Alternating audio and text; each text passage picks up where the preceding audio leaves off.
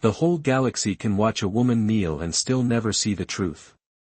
Ethan Cole heard the sentence in his own head a second before the execution bells began to toll across the square. The sound rolled through the frozen air in slow, metallic waves, heavy enough to make the steel railing under his hand tremble. Below him, the plaza of civic peace stretched for nearly half a mile, cut from black stone and rimmed with white floodlights that turned every breath into silver fog. Flags from 100 worlds hung without motion in the cold, each one marked with the same clean promise of order. From up here, the crowd looked less like people and more like a pattern, rows of dark coats and polished uniforms arranged with mathematical care, all facing the center platform where one woman knelt beneath a column of blue restraint light. Vaelira Sorn did not look like the monster they had announced for 3 straight days. Monsters were supposed to thrash. They were supposed to snarl. They were supposed to make everyone else feel righteous. She did none of that. She knelt with her hands locked behind her back, shoulders straight, chin lifted just enough to make the light catch along the silver-blue edges of her skin. Even from 70 feet away, Ethan could see the calm in the angle of her face. Not surrender. Not fear. Something worse for the men who had built this stage. Dignity. The kind that made every polished banner around her seem suddenly cheap.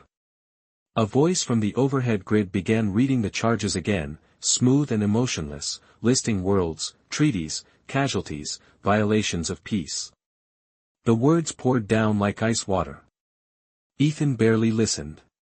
He had heard the script twice during equipment check and once again during final sync. His job was not to judge it. His job was to keep the execution array stable, confirm the charge levels, and press a single authorization pad when the signal turned green. It was the kind of work they gave men like him now. Men who had survived the war without medals. Men who knew how to make broken systems behave. He looked down at the console embedded beside him, its glass surface glowing pale under his fingertips. Everything read perfect. Voltage. Conduit pressure. Restraint integrity. Public broadcast link. Clean enough to reassure a senator. Clean enough to make Ethan uneasy. Because war had taught him one lesson he had never been able to shake: when powerful people wanted something to look clean, it usually meant someone had already buried the dirt. Another bell rang. The wind shifted. It carried the faint scent of ozone, hot circuits, and snow from the upper terraces. Somewhere behind him, a camera drone adjusted its angle with a soft electric whine. The whole galaxy was watching, they said. Billions of eyes. Billions of minds ready to see justice done. Ethan lifted his gaze back to the woman in the light. Vaelira did not bow her head. She looked out over the crowd as if she were the only person there who did not need permission to stand. And for one brief, impossible second, Ethan felt ashamed to be standing where he was. Not because he was human. Because he was close enough to stop this and had not yet decided whether he would. Ethan Cole had spent the last 8 years fixing things other people preferred not to understand. Cooling grids on troop carriers. Navigation relays cracked by dust storms. Field generators that hummed too loud when they were about to fail. On paper, he was a civilian systems specialist attached to the Interstellar Reconstruction Authority. In practice, he was what governments hired after wars, when the speeches were over and the machinery still needed someone steady enough to keep it from embarrassing the people in charge. He was 34, born in Dayton, Ohio, broad-shouldered in the unremarkable way of a man who had spent his life lifting tool cases instead of weights, with winter-pale skin, tired blue eyes, and hands marked by old burns that never quite faded. He did not look like history. That was the point. Men like Ethan were useful because nobody remembered them after the cameras left. He stood on the upper control gantry in a charcoal work jacket with an authority patch on one sleeve and an identification badge clipped too neatly to the front pocket. The badge made him look official. The jacket made him look replaceable. Below him, the square remained silent except for the distant hum of the restraint pillar and the voice from the public address system reciting crimes in a tone so clean it almost sounded holy. Ethan had heard voices like that before. During the war, they had always belonged to people safely behind glass. He flexed his right hand once and looked again at the authorization pad. One touch. That was all they had asked. Not because he was important, but because the protocol required a living operator on site in case the network relay jittered under broadcast load. A machine could deliver the sentence, but a person made it ceremonial. A person made it feel chosen. That detail bothered him more than he wanted to admit. To his left, a narrow display scrolled through Vaelira Sorn's file in thin lines of white text. Species designation. Rank designation. Theater command assignments. Casualty projections. Strategic liability status. Every line was orderly. Every line was final. Yet the woman beneath the blue light did not fit the file in front of him. The report described a fanatic. A destabilizer. A war figure so dangerous that even the peace coalition had agreed she could not be allowed to live. But fanatic was not the word that came to mind when Ethan looked at her. Controlled, yes. Exhausted, maybe. But not wild. Not broken. Not even angry in the way he expected. She looked like someone who had already measured the room and found it smaller than her principles. A soft burst of static clicked in Ethan's earpiece, followed by the clipped voice of Supervisor Wren. Cole, confirm final readiness. Ethan swallowed once, eyes still on the woman below. Final readiness confirmed, he said. His voice came out level, even to him. Array stable. Broadcast stable. No deviation. Good, Wren replied. When the signal turns green, do not hesitate. The line went dead. Ethan let the silence settle back in. Do not hesitate. As if hesitation were the disease and obedience the cure. A cold draft slipped along the gantry and under his collar. He stepped closer to the console, not because he was ready, but because everyone watching expected him to look ready. Down in the plaza, Vaelira raised her face slightly into the floodlights. The angle changed just enough for Ethan to see something the cameras probably loved and the officials probably hated. She did not look like a defeated enemy. She looked like a witness. And for the first time since he had taken the assignment, Ethan began to wonder whether his real job on this platform was not to end a life, but to make a lie. Look clean enough for the whole galaxy to swallow. The signal did not turn green right away. First came the archive sync, a thin white bar inching across Ethan's side display while the public charges continued to echo through the square. Then came the judicial watermark, then the witness seal, then the final integrity sweep that was supposed to prove the sentence had passed through every lawful hand in the galaxy. Ethan watched each step complete with mechanical patience, the kind a man learned after years of trusting numbers more than speeches. 98%. 99. 100. A soft tone chimed. The file locked. Something in his stomach tightened anyway. He could not have said why until his eyes caught on the playback ledger nested in the lower corner of the screen. It was a small thing, barely larger than a postage stamp, a technician's detail no senator would ever notice. Total evidence package length, 17 minutes, 42 seconds. Reference checksum, valid. Chain of custody, complete. Embedded visual record, 17 minutes, 39.3 seconds. Ethan stared at the mismatch. It was tiny. Less than 3 seconds. On a civilian feed, nobody would care. On a legal archive, it was the kind of flaw that should not exist at all. He touched the ledger with 2 fingers, calling up the hidden diagnostic layer. The system obeyed with a faint pulse of blue. There it was again, clean as a scar cut by a laser, a gap of 2.7 seconds between source ingestion and final compilation, masked by an interpolation wash so smooth that only an engineer or a liar would ever recognize it. Ethan felt the cold more sharply after that. Not because of the weather. Because he had seen this trick before on troop footage from the outer colonies, where missing moments always seem to favor the same people. A scream edited into static. A command stripped from context. A hand reaching to help made to look like a hand reaching to strike. War had many weapons. The neatest one was always omission. "Cole, stand by for green," Supervisor Wren said in his ear, sharper now. Ethan did not answer immediately. He opened the embedded record in silent preview. Frames flickered over the glass. Smoke.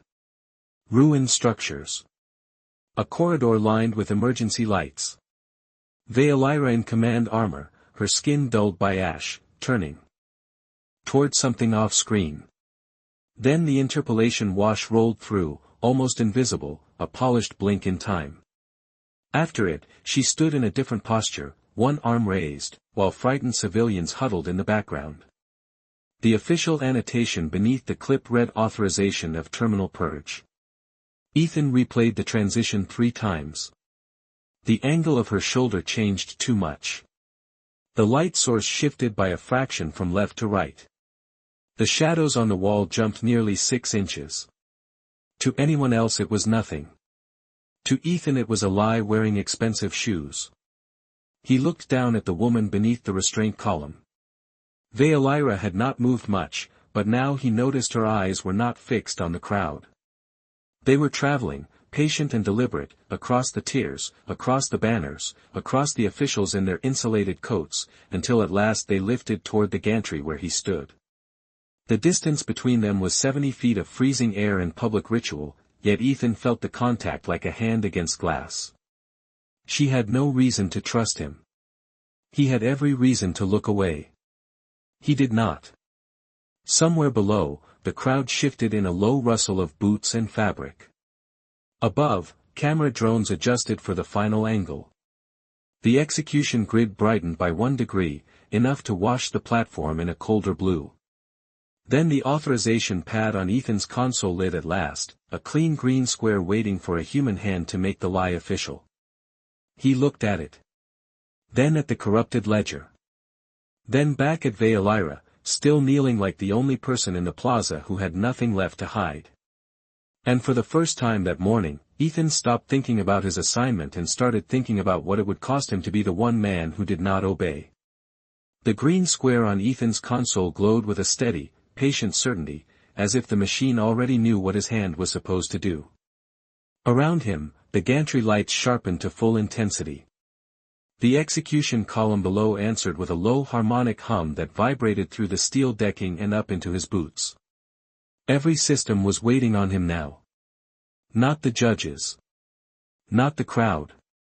Not the billions of distant viewers wrapped in warm apartments and government lounges, watching this frozen square from half a galaxy away. Just him. One tired human with a work badge and a choice nobody in power would ever have to explain from his side of the glass. "Authorization is live," Supervisor Wren said into his earpiece.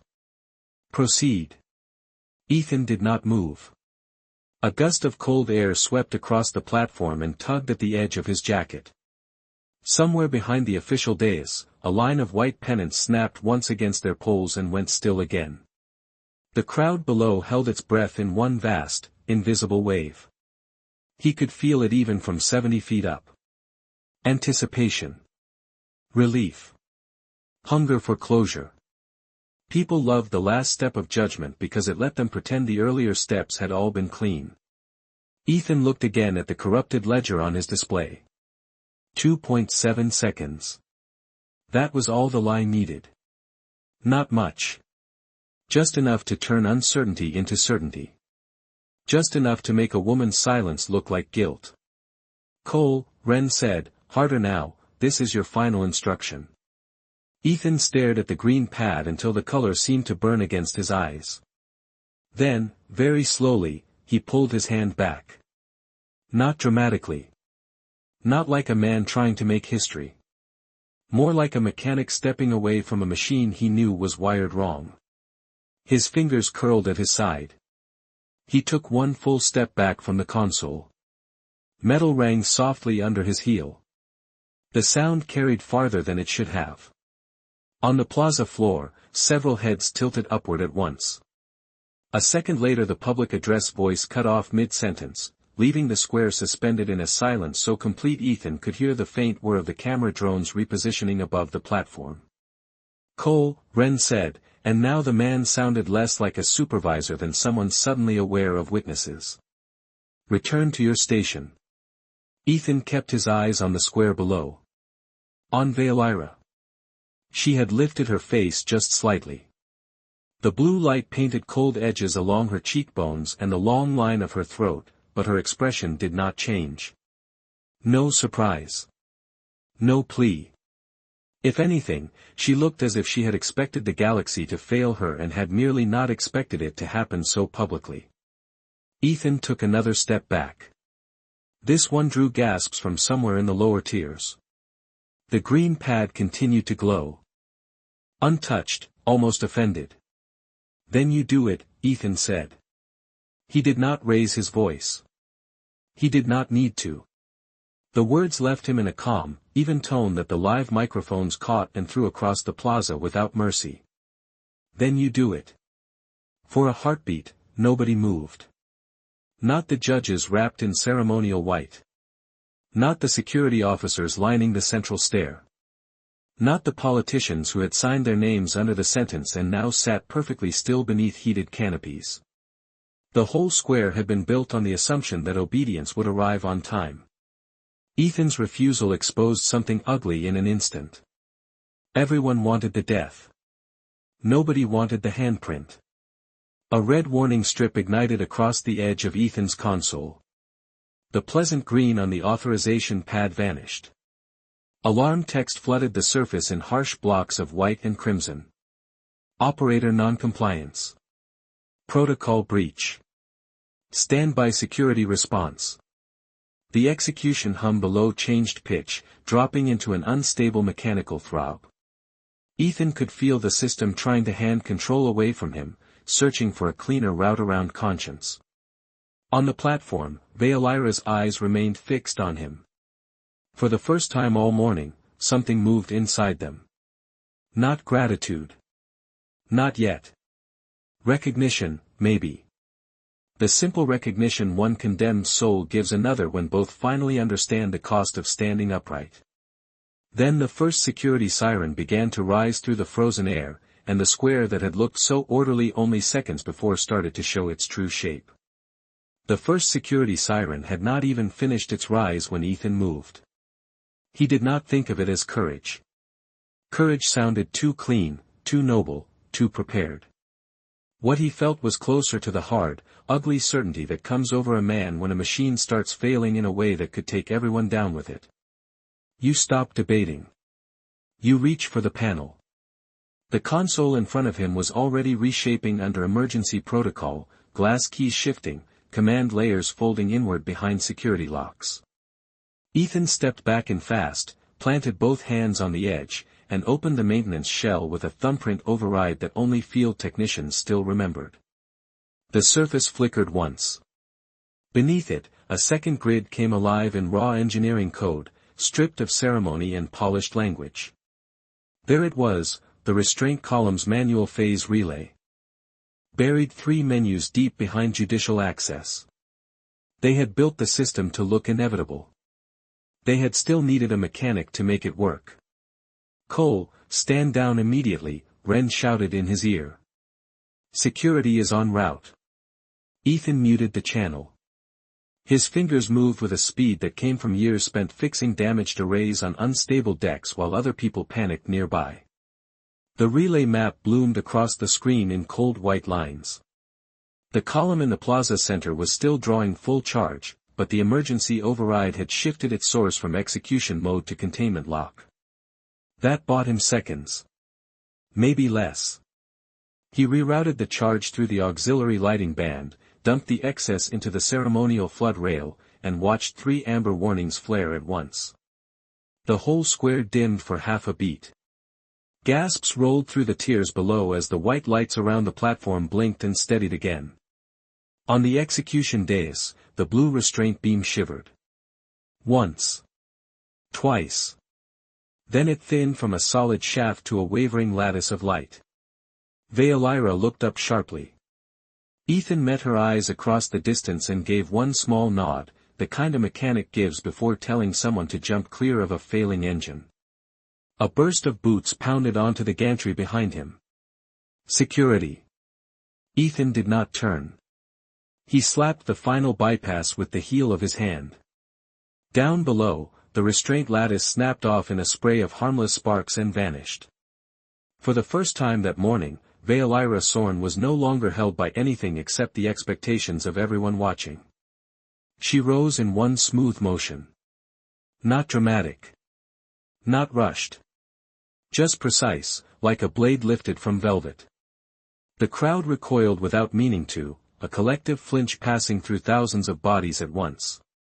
Ethan grabbed the portable service rail attached beneath his console, yanked free the emergency descent line, and sent it whipping down toward the platform. Left side, he shouted, his voice carried across the square by the still-active broadcast mics. Maintenance hatch. 8 feet from the pillar. Whether she understood the words or only the urgency in them, Valeira turned exactly where he indicated. Security officers reached the gantry at the same moment Ethan ripped the panel's main data core from its housing and shoved it into his jacket pocket. Hands caught at his sleeve. He twisted free, ducked under the first grasp, and vaulted the side ladder with the descent line burning cold through his palms. He hit the lower catwalk harder than he liked, boots skidding on frost-slick metal, then ran for the maintenance hatch as alarms multiplied across every surface in sight. Above him, drones swarmed into new patterns. Below, the orderly geometry of the plaza had collapsed into confusion. Valeira reached the hatch a second before he did. Up close, she was taller than he expected, the silver blue of her skin marked by faint lines of strain beneath the floodlights, her breathing controlled but not effortless. She looked at him once, fast and searching, as if deciding whether humanity had just offered rescue or another trick in better packaging. Ethan slammed his access badge against the hatch plate. The lock flashed red, then green. "You can decide later," he said, pulling the door open to a shaft of darkness and machine heat. "Right now we disappear." For one fraction of a second she did not move. Then the sirens rose another level, the upper square flooded with shouts, and Valeira stepped through the hatch beside the one human who had just made himself easier to condemn than the woman he refused to leave behind. The hatch slammed shut above them with a metallic boom that turned the outside world into a muffled storm of alarms and pounding boots. For the first time since Ethan had stepped away from the console, the air stopped feeling ceremonial. Down here it smelled like coolant, damp steel, and old electricity, the honest scent of a place built to function rather than impress. Narrow maintenance strips ran along the tunnel walls, throwing a dull amber glow over pipes thick as tree trunks and conduit bundles wrapped in black insulation. Heat rose in uneven waves from the floor grates. Somewhere far below, pumps cycled with a slow mechanical heartbeat. Ethan braced one hand against the wall and let his breathing catch up with him. Across from him, Valeira stood in the thin light with her shoulders squared, one hand resting against the seam of the closed hatch as if she could still feel the weight of the entire plaza pressing down from the other side. Up close, the damage the cameras had hidden became clearer. There were stress marks around her wrists where the field restraints had held too long, and a faint tremor in the line of her breathing that she kept under control through sheer discipline. She was not weak. She was exhausted. There was a difference, and Ethan had learned long ago that only cowards pretended not to see it. He reached into the maintenance locker beside the hatch, found a sealed utility med strip and a thermal wrap, then held them out to her. "You are bleeding," he said. Valeira looked at the supplies, then at him, suspicion moving across her face with more precision than anger. "You free me from public death," she said, her voice lower than he expected, resonant and steady even now. "And then you offer first aid." Ethan shrugged once. "I was raised to finish the job I start." Her gaze sharpened, not because she missed the dry edge in his tone, but because she had not expected humor from the man who had just destroyed his own life in front of the galaxy. She accepted the thermal wrap, though not the med strip. Ethan opened that himself, peeled back the sterile seal, and nodded toward a shallow cut along the side of her temple where the blue restraint light had burned too hot. Hold still. You assume much for a human technician. No, Ethan said, stepping closer. I assume this tunnel is not a great place to pass out. For a moment he thought she might refuse on principle alone. Then she stood still. The med strip hissed softly as he pressed it into place. Up close, her skin caught the amber tunnel light in shifting shades of blue and silver, not glowing exactly, but reflecting as if color itself had depth beneath the surface. Alien, yes. But not unreal. Not monstrous. Just another person forced into the wrong story by people with better uniforms. Why did you stop it? She asked. Ethan pulled his hand back and looked down the corridor where the tunnel bent into deeper shadow. Because the evidence package was altered. Her expression changed by less than an inch, but that was enough. Surprise. Then something older and colder. You saw it. 2.7 seconds missing, Ethan said. Maybe less. Enough to matter. Veolira went very still. The pumps below them thudded on, deep and slow. That recording, she said, was taken on turn 9. Ethan nodded. I guessed. Her eyes settled. On him again, and this time there was no contempt in them. Only fatigue and a kind of careful disbelief. They said I ordered a purge, she said. The words came out flat, as if she had heard them repeated too often to waste emotion on them now. Ethan leaned against the warm pipe at his shoulder. Did you? Veolira held his gaze. No, she said. I refused one. The tunnel seemed to narrow around that sentence. Above them, sirens wailed through layers of stone and steel, but down here the truth landed in near silence. Ethan believed her before he could explain why. Maybe it was the file gap. Maybe it was the way liars usually rushed to sound wounded and she did not. Or maybe it was because she said it like a fact that had already cost her everything worth keeping. He looked at the data core pressing cold against his ribs inside his jacket. Then back at the woman the galaxy had nearly erased. All right, he said quietly. Then we are not running anymore. We are carrying the part they cut out. The tunnel forked 30 yards ahead, one branch climbing toward the service lifts, the other dropping deeper beneath the plaza into infrastructure nobody televised and nobody celebrated. Ethan chose the lower path without slowing. Important systems always ran below the polished story, and if the authority wanted to seal the obvious exits first, then the forgotten routes were their only chance. Veolira matched his pace with a controlled stride that told him two things at once: she was still weaker than she wanted him to notice, and she would rather collapse standing than ask for help. The amber maintenance lights slid over both of them in long intervals as they moved through steam haze and pipe shadow. Somewhere behind, a heavy hatch slammed open. Voices followed, distant but organized, amplified by metal walls. Security teams were in the tunnels now. Ethan pulled the data core from inside his jacket while jogging and snapped it into his handheld diagnostic slate. The screen flared to life with a web of encrypted blocks, judicial seals, and emergency lockouts now blooming red one after another. They are freezing every public node in the district, he said. Transit grids, media towers, civic relays, all of it. Veolira glanced at the display, then ahead again. Then we leave the district. If we leave without transmitting, they will just rename us fugitives and call it proof. Ethan swallowed a breath that tasted like hot dust and coolant. No. We need something older. Independent. Something ugly enough they forgot to sanitize. A flicker of recognition crossed her face. The beacon spine, she said. Ethan looked at her. You know it. Every war city has one, Veolira answered. Pre-treaty emergency broadcast infrastructure. Shielded. Direct line to orbital traffic lanes. Built to survive collapse. Ethan almost laughed, not from humor but from relief. Good. Because if this plaza still has one, it will be buried under the original foundation. And heavily restricted. That has described my entire morning. Ahead, the tunnel widened into a circular pump chamber nearly 40 feet across, ringed by catwalks and vibration dampers that throbbed with slow industrial force. A holographic maintenance map glimmered on the far wall, half-dimmed under emergency power. Ethan crossed to it and swept his badge through the reader. Denied. He tried his old field credential override instead. The panel hesitated, then opened in a shower of pale blue lines. Layers of the structure unfolded through the air above the console.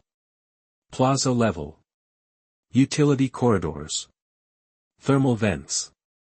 Legacy systems. There. Beacon spine access, 9 levels down, behind a decommissioned power regulation bay. Ethan expanded the route. 900 feet, he said. 2 ladders, 1 magrail shaft, and a pressure corridor that was probably not built for comfort. Human comfort or mine? Veilira asked. It was the first thing she had said that sounded almost dry. Ethan glanced at her, surprised, then shook his head. At this point I would settle for breathable. The distant voices behind them sharpened. A search pulse washed briefly through the tunnel, pale and cold, then vanished around the bend like a mechanical tide feeling for bodies. Veilira's posture changed at once. Not panic. Readiness. She stepped closer to the map and touched a point beneath the chamber with one long finger. This lower conduit rejoins your route here, she said. Narrower.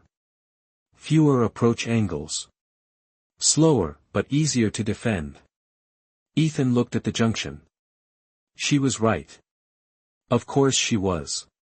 People did not become legends in war by only knowing how to survive one kind of battlefield. He rerouted the path and killed the display. You really did command fleets. Her expression cooled again, but not toward him. Toward memory. I commanded enough to know that governments prefer dead witnesses to inconvenient victories. The sentence landed hard. Ethan thought of the missing 2.7 seconds. Of the charges read in that smooth public voice. Of the way the judges had frozen when he told them to do their own work. Suddenly the lie felt larger than one woman, larger even than the plaza. This was not an execution that had gone wrong. It was a piece built on a sealed wound. If they got the truth out, the galaxy would not just have to reconsider Veilira Sorn. It would have to reconsider the people now calling themselves saviors. Alarms shifted overhead, changing cadence. Ethan knew that sound. Perimeter collapse. Full pursuit authorization. They escalated, he said. Veilira nodded once. Then we stop moving like prey. He slid the slate back into his jacket and met her eyes in the pulsing amber light. For the first time since the hatch had closed above them, they were no longer a technician and a condemned prisoner. They were 2 people carrying the same dangerous fact through the dark. Ethan drew a slow breath, feeling the weight of the data core against his chest like a second heartbeat. All right, he said. We get to the beacon spine. We open the file. And if the truth is worse than the sentence they gave you, then we make the whole galaxy hear it. The beacon spine sat beneath the oldest part of the city, 9 levels below the plaza, sealed behind a regulation bay so old the warning labels had faded into ghostly strips on the walls. Ethan got the final access door open with a maintenance bypass, a stripped copper lead, and the kind of stubborn patience that usually fixed broken generators in farm towns no senator had ever heard of. When the lock finally gave with a tired hydraulic sigh, hot air rushed out hard enough to make both of them turn their faces aside. The chamber beyond was enormous, a vertical shaft disappearing up into darkness and down into a blue-white core of light that pulsed in slow intervals like a star trapped inside machinery. Thick transmission rings circled the shaft every 20 feet, each one humming with enough power to make the metal decking vibrate under Ethan's boots. Catwalks crossed the open space in narrow lines, and at The far end of the central platform stood the emergency uplink cradle, still dormant, still waiting for a crisis large enough to justify its existence. "Well," Ethan said quietly, looking out over the glow and heat shimmer, "that feels promising in the worst possible way." Veilira stepped beside him, the reflected light turning the silver in her skin almost white. "Can it transmit directly to orbital lanes?" If the old manuals were honest, yes. Ethan checked his slate, then the core tucked inside his jacket. But the district lockdown already reached this level. They have frozen every remote handshake.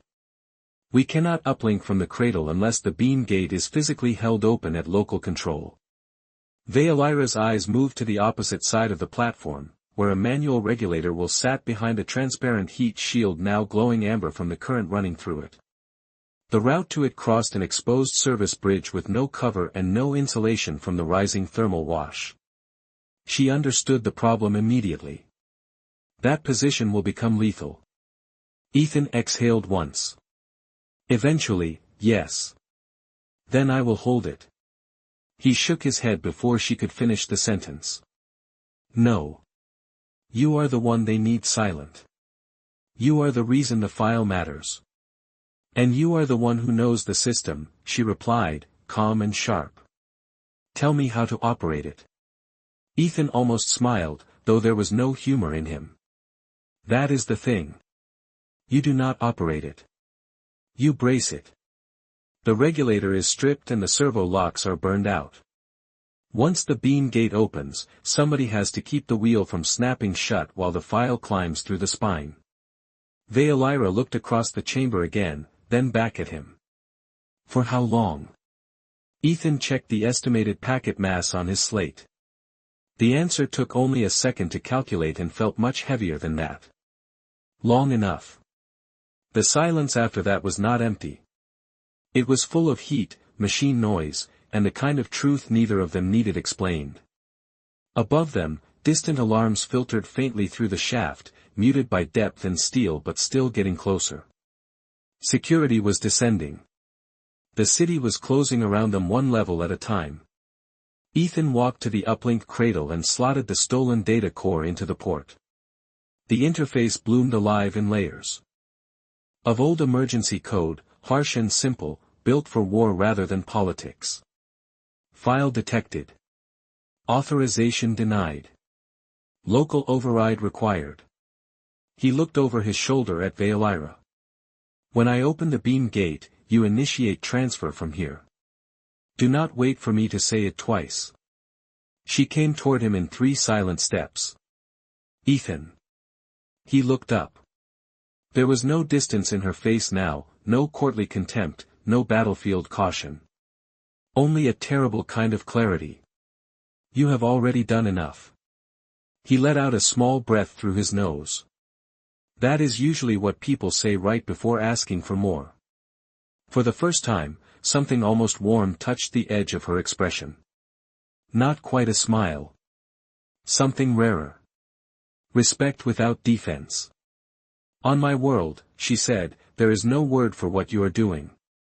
Ethan glanced toward the manual regulator where heat rippled in the air like water over fire. On mine, he said, it is just called refusing to help the wrong people. Then he crossed the bridge before his body could remember to be afraid. The metal trembled under each step. The air grew hotter with every yard, pressing through his jacket, drying his throat, stinging his eyes. By the time he reached the regulator wheel, sweat had already broken across his back despite the cold still buried in his clothes from the plaza above. He grabbed the wheel with both hands, felt the locked resistance in it, then forced it forward with everything his shoulders had. Somewhere behind him, the beacon core changed pitch. Blue-white light surged up the shaft in a clean vertical column, and the uplink cradle flashed from dormant gray to living gold. Ethan planted his boots, braced his weight, and held the wheel as the first violent shudder ran through the mechanism. Across the chamber, Veilira stood at the console, one hand over the transfer key, her eyes fixed on him with a look that finally understood the thing the galaxy never had. Humans were not frightening because they were stronger. They were frightening because sometimes, when everyone else stepped back, they did not. Veolira did not hesitate. The moment the uplink cradle turned gold, she drove her hand down on the transfer key and the beacon spine answered like an old god waking under stone. Light surged up the shaft in a clear blue-white column, so bright it carved sharp shadows across the catwalks and turned every drifting thread of steam into silver wire. The chamber filled with a deep harmonic tone that Ethan felt more than heard, vibrating through the regulator wheel, through his arms, through the bones of his chest. On the opposite platform, the console began to count the file upward in steady increments. 1%. 3. 7. The truth was climbing now, raw and irreversible, pushing through emergency channels built for planetary collapse and wartime evacuation. Above them, the galaxy was still trying to hunt two fugitives through its own foundations. It had no idea that the part it feared most was already leaving the ground. Ethan tightened his grip as the regulator fought him again. The wheel shuddered with brutal mechanical force, trying to snap back into its locked position. Heat poured through the shield in heavy waves, turning the air in front of him liquid and hard to breathe. His jacket was soaked through now. His palms felt skinned raw against the metal, though he barely trusted sensation anymore. Across the chamber, Veolira stood unmoving at the console, one hand steady against the cradle as lines of hidden archive began unfolding across the display. Fragments of the missing record flashed into view. Turin 9. Civilian shelters. Evacuation corridors. Human children huddled beneath emergency blankets beside alien medics. Veolira in command armor, standing between the shelters and a line of warships waiting for authorization. Her voice in the restored audio was not cruel, not fanatical, not triumphant. It was clear. Final. Human. Negative, the recording said. I will not burn civilians to purchase obedience. Then another voice, clipped and furious, answered from off-screen with the authority of office and the cowardice of distance. You will obey coalition necessity. Veolira's recorded reply came without pause. No, Ethan heard only pieces from where he stood, but even pieces were enough. Enough to understand why they had cut the file. Enough to understand why the sentence had needed witnesses. The galaxy had not tried to kill a monster. It had tried to silence a refusal. The transfer count climbed. 28%. 41. 59. Then the first security team reached the upper catwalks. Ethan saw them as dark movement through the heat shimmer, shapes spilling into the chamber far above with lights scanning and voices calling over one another. They stopped. When they saw the beam already active. For one suspended second, even pursuit gave way to shock. Veolira looked up at them, then back across the chamber at Ethan. There was no fear in her face now. Only urgency and something else beneath it, something steadier than gratitude. Witness. She keyed the cradle again, routing the transmission from emergency channels to open public bands. The old beacon spine responded instantly. Across orbital lanes, across civilian comm nets, across government feeds that had expected a clean ending, the restored record began to bloom. Ethan imagined it for half a second, the plaza above falling silent as polished officials watched the buried truth play over their own banners. Citizens on distant stations pausing over meals and shift changes. Soldiers recognizing command voices they had once trusted. Billions of people seeing, all at once, that the woman beneath the restraint light had been the only one in the room who refused to turn children into collateral. 74%. 88. The regulator slammed against Ethan's grip so hard his knees dipped. He caught himself on sheer instinct and pulled the wheel forward again with everything left in his shoulders. The chamber blurred at the edges. Heat roared in his ears. He thought of Ohio winters, of radiator hiss in old apartment buildings, of coffee gone cold on repair jobs before sunrise, of all the ordinary human things that had somehow delivered him here, 9 levels underground, holding open a machine so the truth could get through first. 96%. 99. Then the uplink cradle flashed white. Transfer complete. Public archive locked. Redundant mirroring active. For a moment Ethan did not understand what he was seeing because the tension against the regulator wheel had suddenly disappeared. The mechanism went loose in his hands. The beam gate stabilized on its own. The truth was out, and now even the system could not take it back. Across the chamber, Veilira stood perfectly still, staring at the console as if she had expected victory to feel louder than this. But truth did not arrive with applause. It arrived with silence. The security teams above had stopped moving. Their formation had broken without a single order. Some were looking at their wrist displays. Some at the beam. Some at Veilira herself. No one seemed entirely certain what role was left to play. Ethan let go of the wheel and took one step back. His legs almost failed him for it. He caught the railing with one hand and forced himself upright. The chamber's blue-white light washed over everything now, cold and clean and impossible to argue with. Veilira crossed the bridge toward him in measured steps, not rushing, not speaking, as though the quiet between them deserved protection. When she reached him, she stopped only inches away. Up close, he could see the change in her face.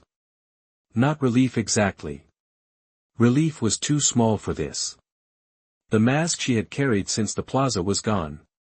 In its place was the grief of being believed too late and the strange, unguarded awe of finding mercy where logic had promised none. Ethan tried to say something practical, something ordinary enough to keep the moment from becoming too heavy, but no words came. He was too tired for performance. Veilira looked at his burned hands resting against the rail, then lifted her own and placed it over one of them with extraordinary care. Her skin was cool despite the heat around them. Silver blue against pale human white. Alien and earthborn under the same light at last. Above them, somewhere beyond layers of steel and stone, a whole civilization was learning how close it had come to kneeling before a lie. Down here, no speech was needed. No anthem. No victory cry. Only the hum of the beacon spine, the fading alarms, and two figures standing side by side in the aftershock of truth. Ethan looked at her, and Veilira held his gaze the way she had on the platform, but now there was no